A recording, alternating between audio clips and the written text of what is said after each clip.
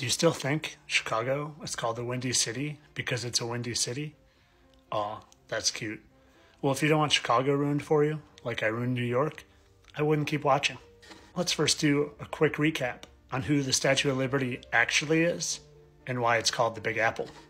You see, a funny thing happens when you wake up to the lies of the world. You start seeing things that are right there in plain sight. Things like this painting of Lucifer that was done in 1797. And how Lucifer is very often referred to as the morning star or the light bearer.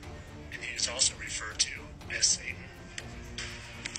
And how he was often depicted standing in a very familiar pose. So familiar that it can't just be coincidental. So familiar that you ask yourself, how did I not see this before? And then you take a closer look and you ask yourself, is that really even a woman's face? Because it looks an awful lot like the Lucifer painting's face. And then you realize that Lucifer was Satan in that Garden of Eden and offered Eve that infamous apple. And then that makes you think, New York, what is it often called? It's referred to as the Big Apple. Now, is that just a coincidence that they have a giant statue of Satan who offered Eve the apple, and they call New York the Big Apple? You see, Chicago's no different.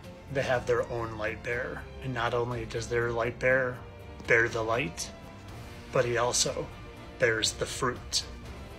And we have our own nickname here in Chicago.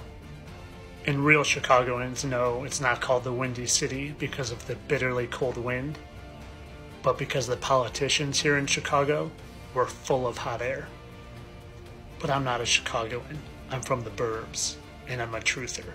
And truthers know that it's not either of those, but rather that Lucifer is not only the light bearer, but he was called the Lord of the Air. So again, you can go on believing what the mainstream narrative says, or you can seek truth, because it's there. You just need to look and want to find it. And yes, this is Chicago before that great Chicago fire. But that narrative, that mainstream narrative, is a story for another day. But here's a teaser.